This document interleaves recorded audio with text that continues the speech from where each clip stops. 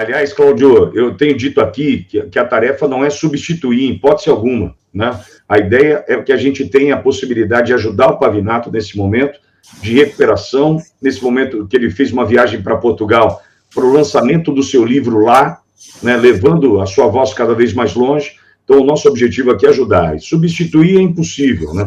Tanto é que você vai ver agora o carinho que essa audiência tem pelo Pavivi, com o seu comentário que fala sobre Elon Musk, e fala sobre Bolsonaro, que está na pauta, eu vou tratar já já, e fala também sobre André Mendonça. Para você que estava esperando, está tudo pronto, e a gente vai ouvir agora, na sequência, Cláudio Copani e eu voltaremos para os comentários, mas tem uma participação muito especial do Pavivi agora para você. Aperta o play, Gabriel. Boa noite, meus amigos, boa noite, minhas amigas, boa noite, Pitoli, meu querido amigo, meu querido irmão. Aliás, eu não tenho vocabulário suficiente para agradecer o Pitoli por estar tomando conta de mim, meu canal e desse meu público maravilhoso. Pitoli, olha, eu nunca vou ser capaz de lhe retribuir esse gesto de amizade que você tem. Feita essa homenagem para o Pitoli, que é merecida, e aliás, mais merecido ainda é deixar like nessa live. Partindo então do pressuposto que todos vocês já sentaram o dedo no like, eu tenho algumas coisas a dizer ainda aqui de Lisboa. Como vocês veem, está uma noite linda aqui em Lisboa, temperatura agradável, mas parece que essa temperatura agradável não está se repetindo aí no Brasil. Mas eu quero começar com uma notícia boa, de verdade. Hoje tem uma notícia boa.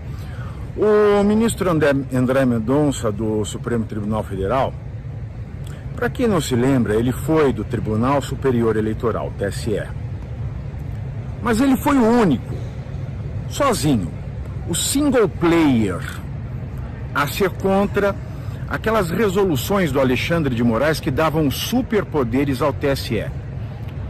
Deram um jeito de afastar o ministro André Mendonça, mas hoje, na data de hoje, ele foi readmitido no TSE. Muita gente tem criticado o ministro André Mendonça por não ter se pronunciado contra os desmandos do ministro Alexandre de Moraes. Mas o fato é que, senhores, compreendam, ele é um dentre 11 ministros. Ele é um dentre vários ministros que podem fazer mal à vida dele, à vida da família dele. E muito me alegra ver que naquilo que ele pode atuar, ele tem atuado com parcimônia, ele tem atuado com discrição, ele tem atuado como deve atuar um juiz. Eu não digo que isso é a resolução dos nossos problemas, não, longe disso. Mas só o fato de ele voltar a integrar o Tribunal Superior Eleitoral, em especial neste ano de eleições municipais, isso, apesar de não resolver o problema, acende uma chama, acende de novo uma fagulha, uma luz de esperança. E eu pessoalmente desejo toda a sorte ao ministro André Mendonça e que ele possa servir de exemplo e que ele possa inspirar os juízes realmente vocacionados à magistratura do nosso país. Então, fica aí essa luzinha de esperança com André Mendonça voltando ao TSE, mesmo tendo ele batido de frente, mesmo tendo ele se oposto aos superpoderes que o Alexandre deu à corte. Alexandre de Moraes e Lula, continua essa novela. Elon Musk de um lado, Lula tomando as dores de Alexandre de outro, e Alexandre ontem fazendo uma declaração um pouco acuado. Sinceramente, para quem ainda não viu o seriado da Netflix, Griselda, principalmente a parte final desse documentário, ao que me parece pessoalmente, o Alexandre de Moraes, ele está meio Griselda no final, no episódio final dessa série. Mas, a saber, foi comprovada a ligação de donos de empresas de transporte ligadas ao Primeiro Comando Capital, PCC, pessoas que doaram a campanhas do Partido dos Trabalhadores em São Paulo. Todo mundo sabia, mas ninguém falava. E é isso que me dá medo no Brasil.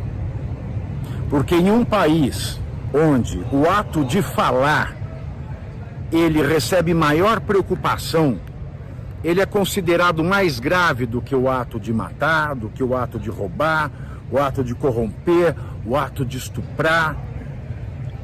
Enfim, quando o ato de falar torna-se o crime mais grave de um país, isso mostra que esse país pode ser qualquer porcaria menos uma democracia.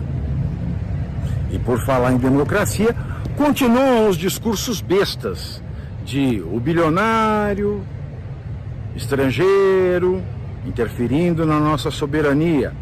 Repito, se forem verídicos os argumentos de Elon Musk, se ele de fato apresentar que Alexandre de Moraes pediu para que contas fossem bloqueadas, contas de direita, e não fez com as contas de esquerda o que fez com as de direita, isso é considerado crime contra a humanidade, Estatuto de Roma, e um crime contra a humanidade ultrapassa a soberania nacional. E o Bolsonaro, o que acontece? O Bolsonaro vai deixar de ser inelegível? Muita gente tem me perguntado isso. Essa resposta ela não é fácil, ela é muito complexa. Aliás, tudo é complexo num país complexo como o nosso. Ora, Bolsonaro foi considerado inelegível por abuso de poder político, por ter feito uma transmissão pública com embaixadores ou representantes de outros países falando da urna eletrônica. Este fato foi enquadrado pela Corte como um ato de abuso de poder político. Como é que se derruba uma decisão transitada em julgado? Derruba-se uma decisão transitada em julgado. Aliás, ainda não está transitada em julgado, porque o recurso ainda vai ser visto pelo Supremo Tribunal Federal e parece óbvio o que o Supremo Tribunal Federal vai decidir. Mas transitado em julgado cabe ação rescisória. E nas ações rescisórias de direito eleitoral, por mais que o abuso de poder político, assim como o abuso de poder econômico, sejam classificados como crimes eleitorais, toda a jurisprudência que eu pesquisei mostram que a ação rescisória, a ação de uma anulação de uma decisão transitada em julgado, ela é regulamentada pelo Código de Processo Civil, no artigo 966 do Código de Processo Civil. E o artigo 966 do Código de Processo Civil diz que, se provado um conluio, uma colusão entre o juiz e uma das partes, existe a possibilidade de ingresso de ação rescisória. Portanto, é claro que se nós tivermos esse crime contra a humanidade, que é a perseguição de um grupo de pessoas por motivos políticos, que levou à eleição de um dos lados, além da hipótese da anulação do pleito eleitoral de 2022, há que se falar também de uma ação rescisória da decisão que condenou Bolsonaro à inelegibilidade. Muito embora o mais correto juridicamente seja a anulação do pleito de 2022, porque, vejam, vou repetir, não estou falando de urna, eu estou falando de processo, estou falando de jurisdição eleitoral. Teve fraude? Teve. Um exemplo só. Resoluções podem ser feitas até março, e Alexandre de Moraes fez uma resolução em setembro, outubro, que passou a valer no mesmo mês, portanto, ilegal. Se é ilegal, não pode ser constitucional, não pode ser jurídico, e, portanto, todos os atos que acontecem a partir daí são nulos, inclusive a diplomação do presidente Lula. Há que se perceber o direito. Se o Brasil fosse uma democracia, um Estado democrático de direito, nós teríamos a anulação desse pleito eleitoral. E para aqueles que ainda continuam, ele está atacando a soberania, um gringo, um estrangeiro bilionário está atacando as instituições do Brasil. Meus queridos, instituição não é lei. A lei está acima das instituições, porque é o direito que cria as instituições.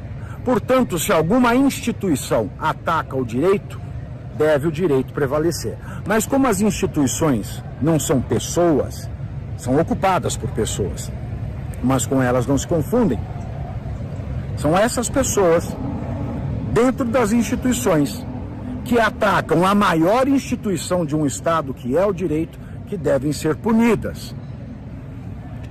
E outra coisa bastante interessante que eu li agora, no começo da noite aqui em Portugal, final da tarde aí no Brasil, foi que o STF reconheceu a responsabilidade dos estados por mortes causadas por balas perdidas. No Rio de Janeiro tem uma bala perdida na comunidade, então o STF entendeu que quem tem que pagar a indenização é o Estado. Ora, pois bem, se o STF entendeu que o Estado tem que pagar a indenização daquele que morreu por uma bala perdida, por quê? Porque o Estado é responsável pela segurança pública. Eu pergunto, quem é responsável pela morte de Clezão? Afinal de contas, o ministro Alexandre de Moraes era o responsável pela integridade física, psíquica. Era responsável por garantir a sobrevivência do Clezão dentro da prisão preventiva, que ainda mais era considerada manifestamente ilegal pelo próprio Ministério Público. Vamos ver se existe justiça, porque dizer que os estados têm que indenizar, que eles são responsáveis por quem morre de bala perdida, porque o Estado é responsável pela segurança pública, o STF tem que obrigatoriamente, pela lógica, por justiça, por simetria, ele tem que responsabilizar o ministro Alexandre de Moraes pela morte do Clezão. Mas esses temas, eles ficam bem quietinhos, bem pianinhos, sabe por quê? Porque eles sabem que eles estão errados. Eles sabem que eles estão errados. Sabem muito bem que eles estão errados.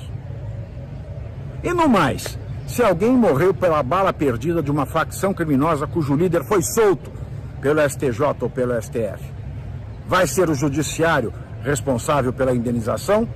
Mas parece que nós temos ministros, parece que nós temos os ministros supremos e superiores absolutamente irresponsáveis. Porque da mesma maneira que o Estado é responsável pela segurança pública, o juiz que ordena uma preventiva é responsável pela integridade da vida física e psíquica daquele que está preso. Mas nada acontece com Alexandre de Moraes.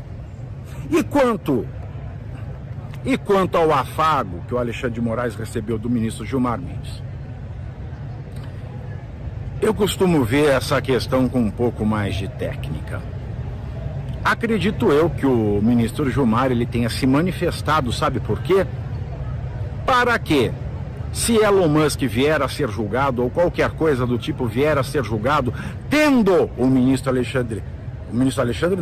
Gilmar já se manifestado contra o Elon Musk, ele vai se declarar impedido e vai lavar as mãos como Pôncio Pilatos.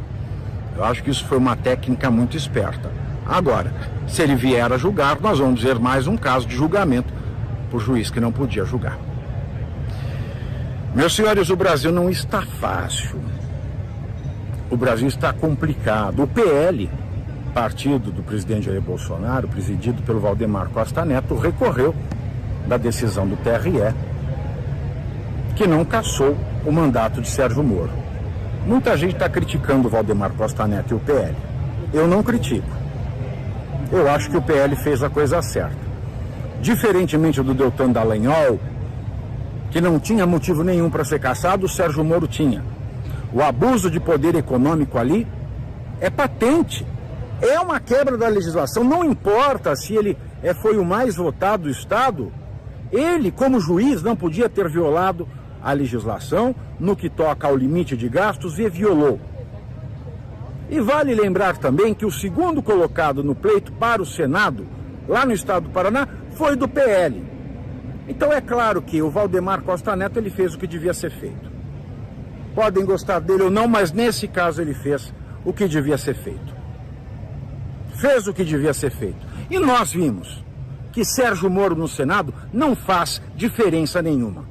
Depois da pergunta do o senhor vai manter o Twitter pro Flávio Dino entrar no STF, prova que o Sérgio Moro é mais do mesmo. Sérgio Moro só pensa nele, não pensa na população. Então ele é um engodo. Sérgio Moro foi uma grande perda de tempo da população brasileira e o PL fez bem em recorrer. Visto tudo isso, O.J. Simpson morreu. O que eu posso dizer? Já foi tarde. O que mais está acontecendo? Muita coisa está acontecendo. Mas o que prende a atenção do brasileiro ainda é esta batalha de juízo final. Aliás, eu acho engraçado, muito engraçado, quando algum ministro vem dizer: ministro Alexandre, a nação é grata por você. Eu só não ouvi a nação brasileira dizer isso. Eu só não consigo imaginar o ministro Alexandre de Moraes saindo às ruas e sendo abraçado pela nação. Isso é fake news e deveria entrar para o inquérito do Alexandre de Moraes. Esse é meu resumo de hoje. Me despeço aqui de Lisboa e semana que vem estamos de volta aí no Brasil. Um beijo enorme. Obrigado, Pitoli.